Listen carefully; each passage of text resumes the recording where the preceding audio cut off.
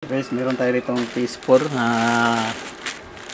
need ng replacement ng power supply kasi troubleshoot ko na yung power supply.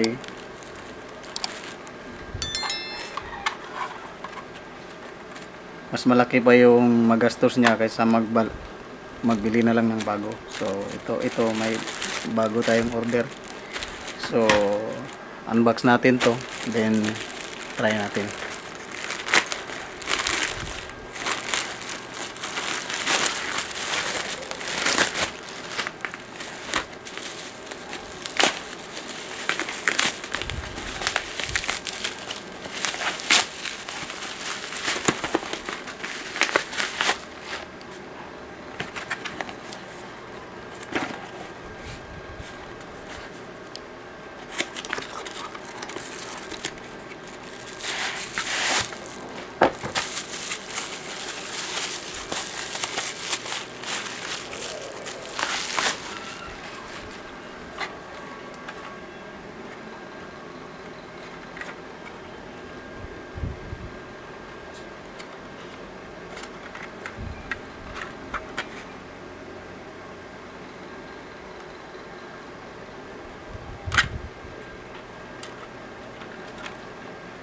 So may bago pa siya, guys.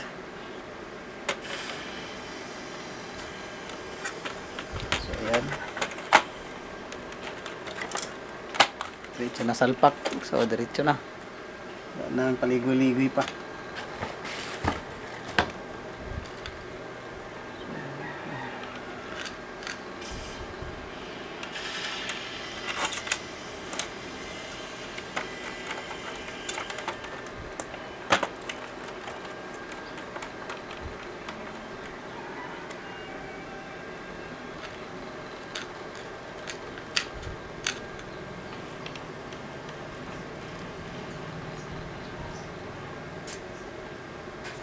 So sabi rin ni Sir, sira daw yung fan. So try natin. Baka dahil lang siguro sa power supply kaya yung fan niya medyo mahina.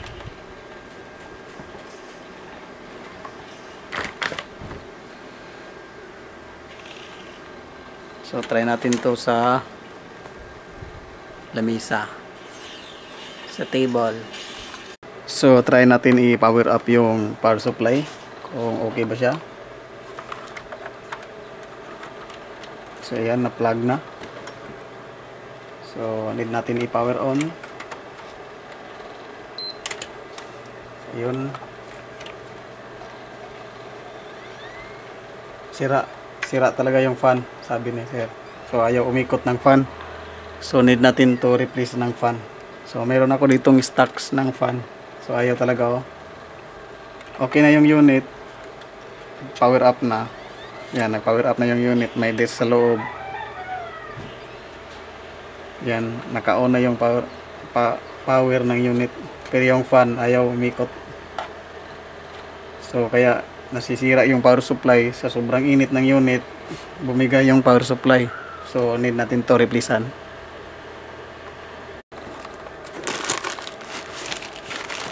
Meron ako ditong stocks. Ito pang PS4 Pro na fan, mga brand new to. Then ito yung pang fat. So try natin kung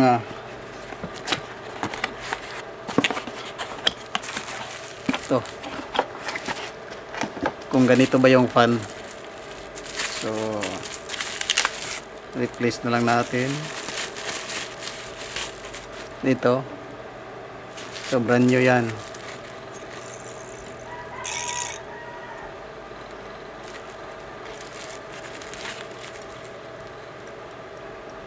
Yan. So kabit natin. So kung magpapalit tayo ng fan, tanggal lahat itong top cover. Top cover, tapos yung board. Then papalitan natin ng bagong thermal kasi kailangan siya palitan para mikit siya. Yun yung procedure. Kung magbukas ka ng PS4, dapat baguhan mo ng thermal.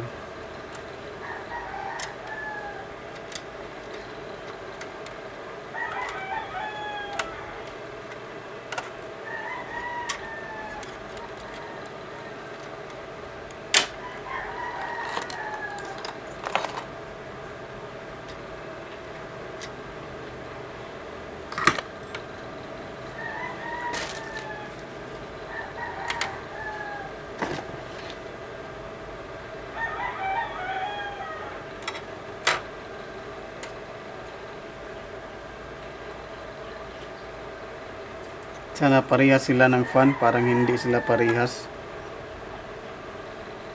Kasi ito, yung ano niya,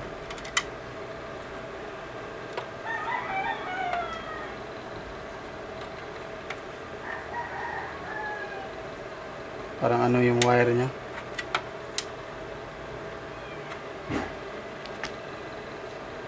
Sige lang, baka parehas. Parehas lang sila. Parehas sila ng wire kasi maliit yung wire.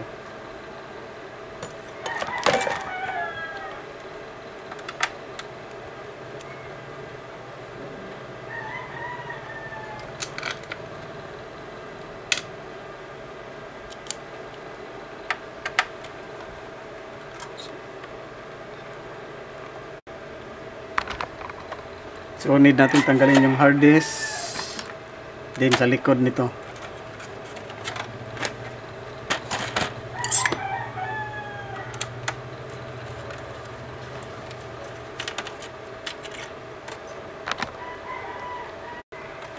So yung power supply kasi may dalawang screw dito sa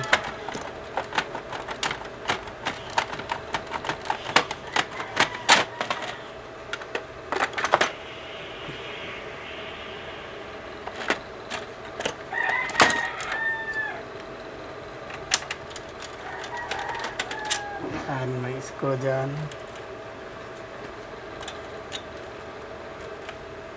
Antenna. Kaya itong para sa board.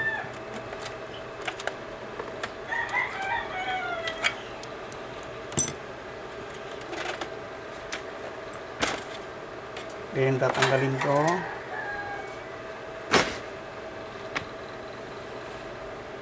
Then tatanggalin yung board.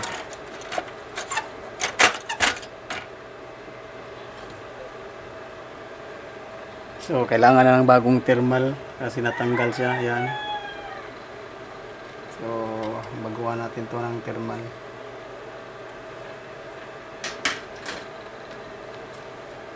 Then dito may mga screw.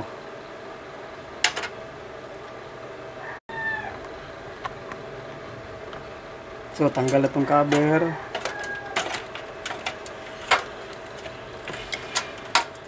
Yan.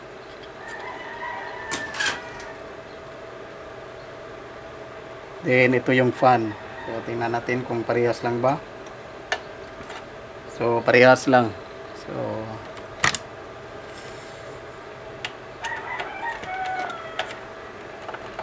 palitan natin ang brand new na fan.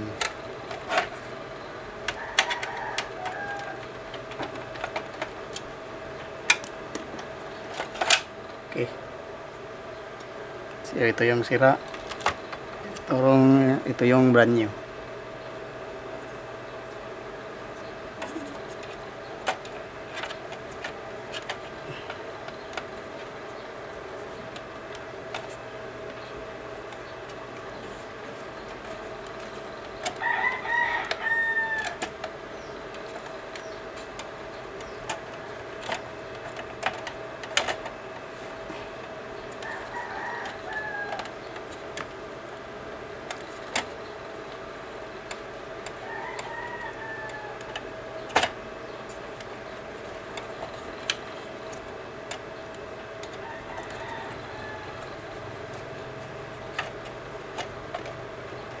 Yan. Kahit pa siya i-push kasi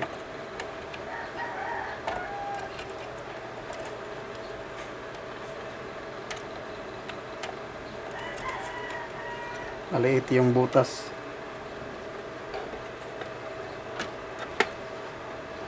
Lumaki yung butas nito. Natunaw siguro to sa init. Yeah, oh, natunaw siya sa init. So need natin to paliitin. Yan o, kumapal siya. So sobrang init, natunaw yung ano ng fan. Ito. Kumapal.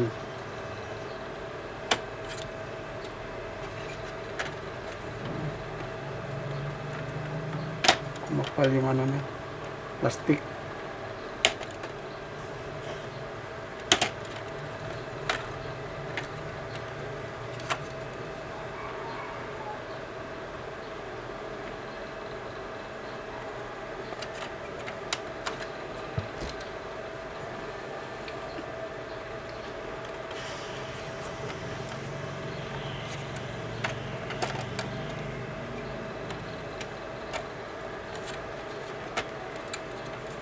Masuk na.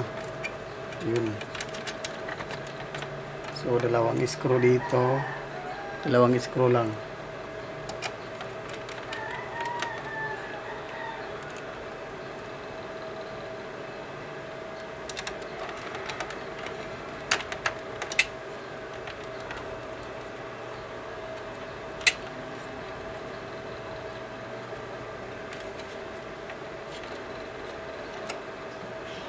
Tapos balik na natin tong to.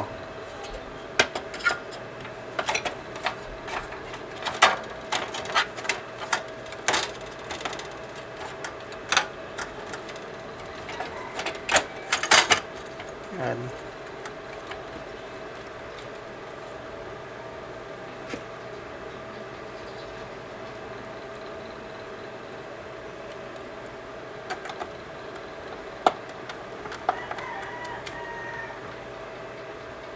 So tatlo yung screw dito. Ayan.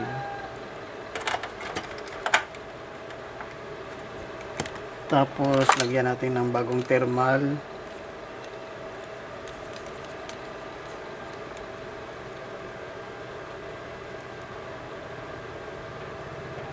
So tama lang yan. Tapos balik natin yung board.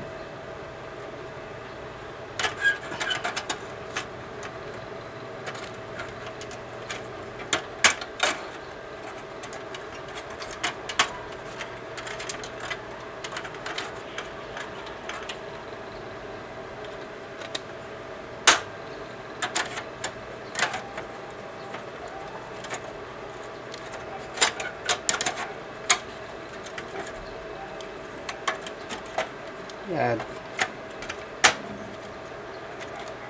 Then ito yung sa fan.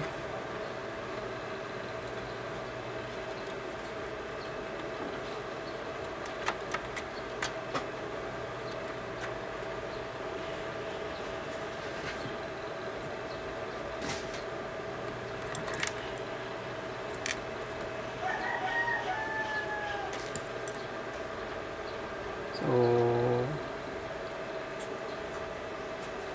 tama, isa lang yung nahiwalay.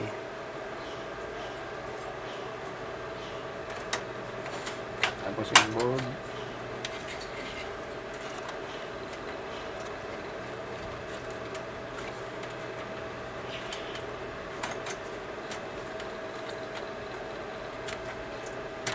Tapos screw na natin.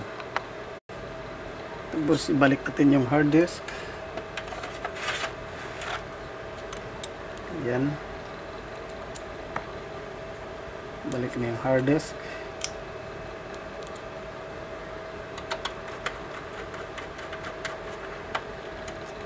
Then screw natin to.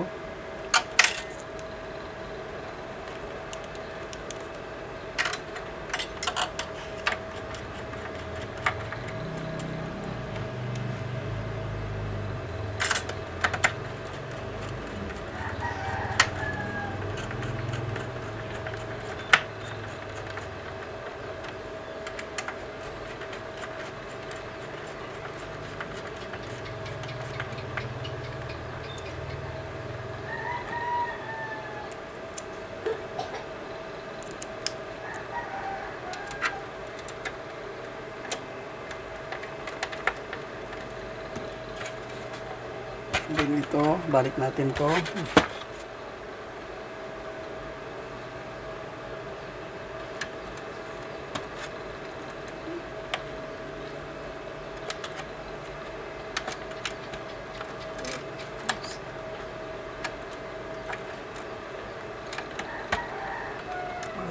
At yung antina.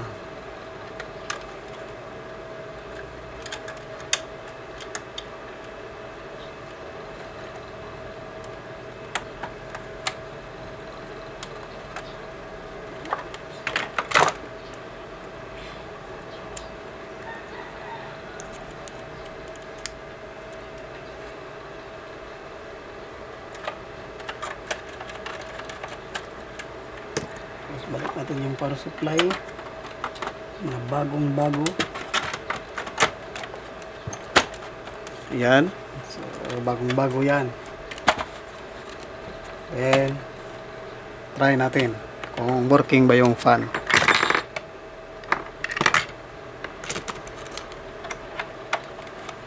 So power on natin ito. Yan. So, umikot na yung fan. Yan. Yan. So, meaning okay na yung PS4. Working na siya.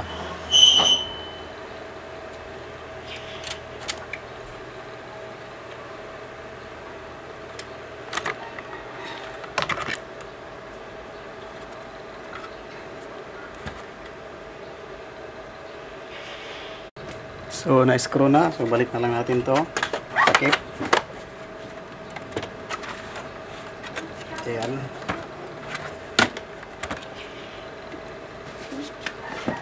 Ayan ito.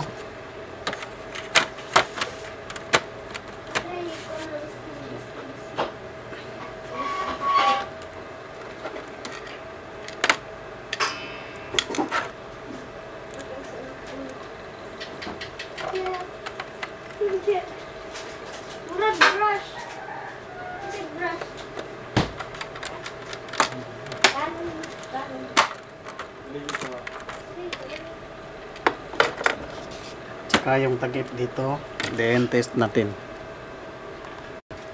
So ito na yung tapos screw na.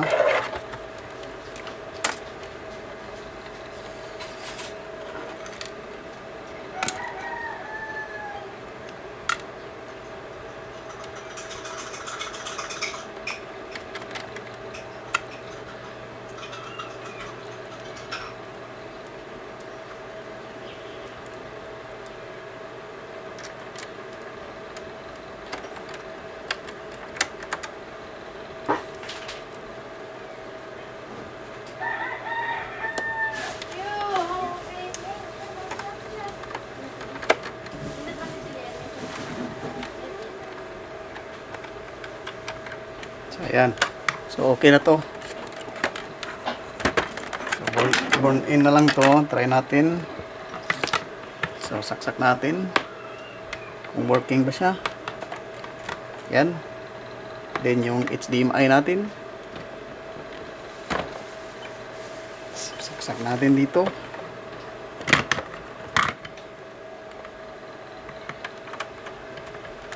Then, yung monitor natin is yung TV natin. Yung laptop. So yung pinaka monitor natin ay yung laptop. So yan. Diyan yan. Kasi kuha tayo ng ito. So try natin i-power on yung unit. So ayan, nag-on siya. Ayan, nag-on. Ayan. Kita ba? So antayin natin yan mag-white. Pag mag-white na yan, may display na yan dun sa monitor. So antayin ito natin mag-white. Yan, blue. Sabihin natin. Yan, blue. Yan, blue. Blue, antayin natin mag-white. So nag-white na, meaning nag-on na yung unit. So dito tayo sa monitor natin.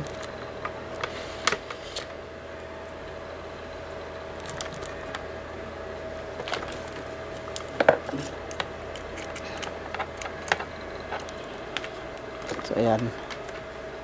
So hayaan lang natin yan naka-on yung PS4 kasi dito na tayo sa may laptop.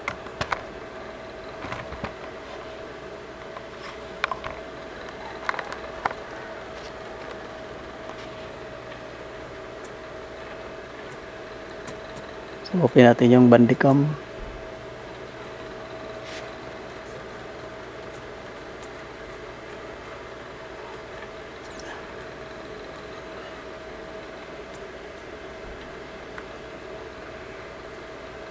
So ayan, need na lang ng controller.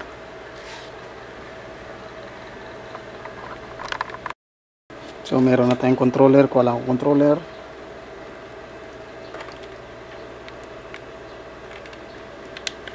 Then plug natin dito sa PS4. Nangangamoy power supply pa yung PS4, amoy power supply. So yan, okay. Okay natin. Okay. So nag-sleep mode pa siya. So tayo natin mag-reboot. So ayan, nag-reboot na yung PS4. So okay na yan. So tingnan muna natin kung magdi-display ba ng wasto.